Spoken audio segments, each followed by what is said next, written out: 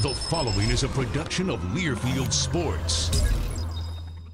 It took 10 games and nearly 2 months for the Wisconsin hockey team to earn its first win of the season. I'm Brian Posick. We'll hear from Badgers coach Mike Eaves coming up as we recap last weekend's series against Ferris State and look ahead to this weekend's series against Penn State on the Badger Hockey Digest.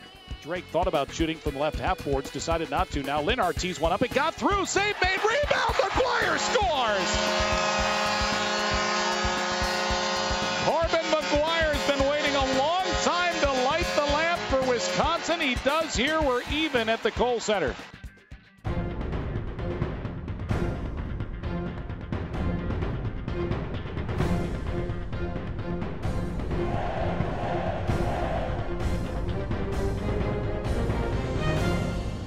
The Badger Hockey Digest is brought to you by Charter Communications.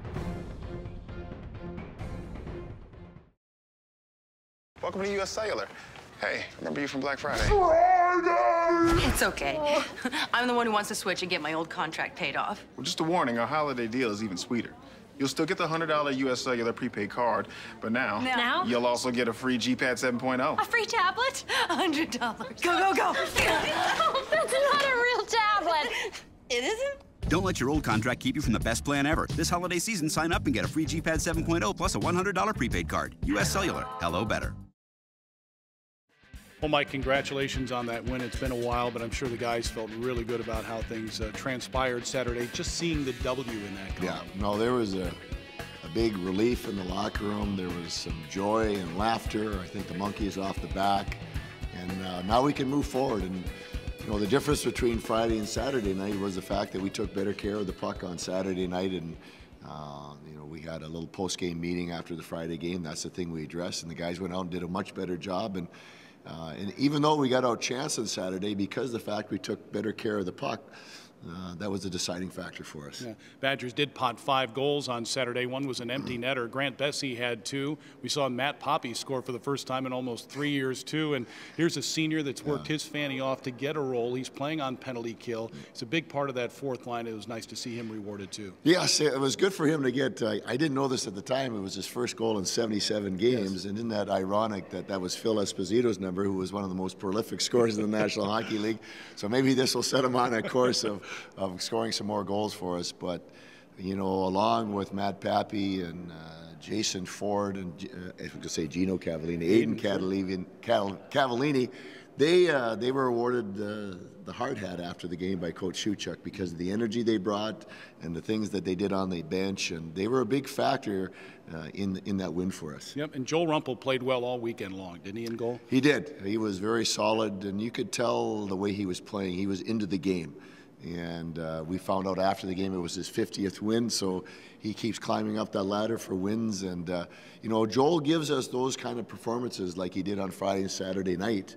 That'll allow us to get some more W's. Yeah, I don't know if you can quantify this, but scoring 5 goals against a very good defensive team in Ferris State and an All-American type goaltender in C.J. Mott, that's got to help the team's confidence. Oh, I would think so. And you know, just the fact that it's been tough to get goals, and we had balanced scoring throughout our lineup for the first time all year.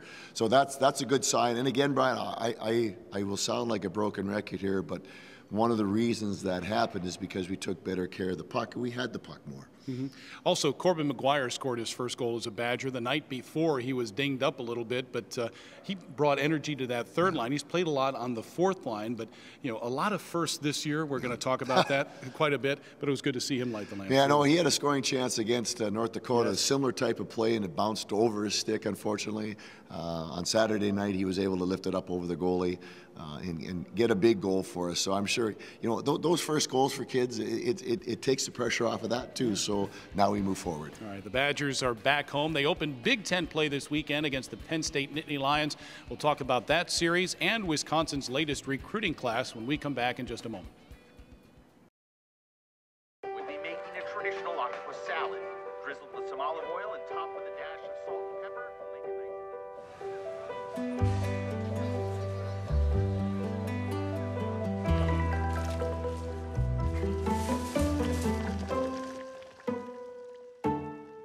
It's funny how seeing a clearer picture can lead you to see the bigger one. Get the most HD channels and the fastest internet on the most advanced fiber network.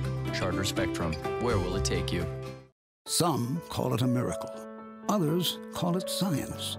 But for those who've needed a kidney transplant like Kelly Krager, they simply call it a new lease on life. For nearly 5 decades, UW Health and the University of Wisconsin have been national leaders in the field of kidney transplant, providing a new life for recipients and assuring a normal life for living donors. Miracle? Science? Maybe it's a little bit of both. UW Health. Remarkable. Well, the Wisconsin hockey team signed 6 student athletes to national letters of intent for next year, 3 forwards, a couple of defensemen, and a very good goaltender as well. I think you characterized this class as dynamic, Mike. Could you explain? Well, if you take a look at what these young people bring to our hockey program, they're all dynamic in their own way, and what that means is that you'll notice them when they're on the ice for different reasons.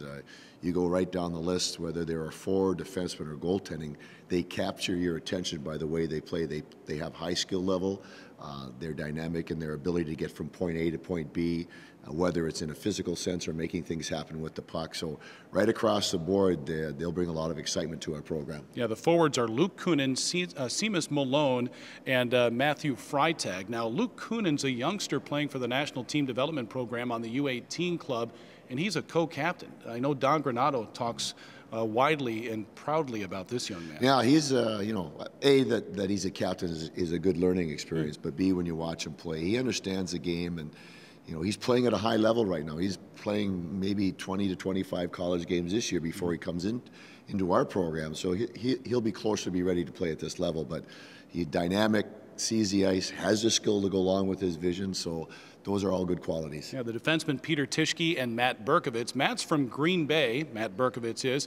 He's currently playing right now in the USHL, but nice to have an in-state product too. And you've been on this young man for quite some time. Yeah, he's a high-end young man. We watched him early. We offered him early, and he's a fun player to watch. I think our fans will enjoy watching him. Yeah, Matt Berkovitz, a 5th-round draft choice of the Anaheim Ducks. And then there's Luka Pilka, who's a goaltender with a National Team Development Program, too. And he's considered one of the best goaltenders for the 2015 draft, isn't he? Yes, he is. He's playing very well. He's probably his worst critic. You know, he demands a lot of himself. He tries for perfection. But I think in his growth as a young athlete, you know, working with Donnie, he's learned to relax a little bit, but he's got good size. He's very athletic, much like Joel Rumpel. So, you know, that's a nice thing to have coming into your program as well. All right, the Badgers open Big Ten play this weekend against Penn State. Of course, last year, Wisconsin won the inaugural Big Ten Tournament Championship up in St. Paul. Here's a Penn State club that has a lot of guys back from a year ago. Guy Gadowski's a very good coach. They play hard, but they have some point getters, too, and Taylor Holstrom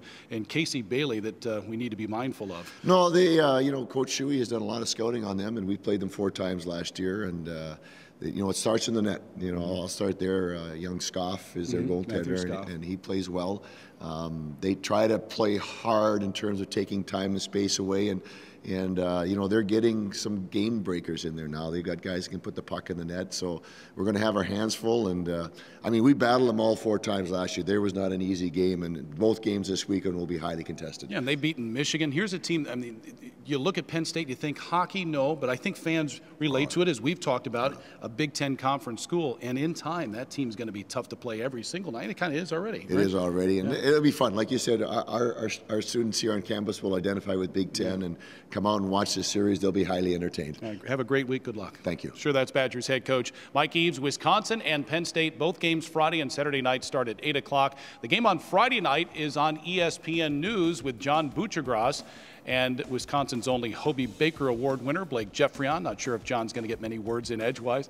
Also, Saturday night's game is on the American Sports Network. Check your local listings. You can also listen to the games on the radio with me and Ian Perrin on the Badgers Sports Network. For Mike Eaves, I'm Brian Posick. Thanks for watching the Badger Hockey Digest.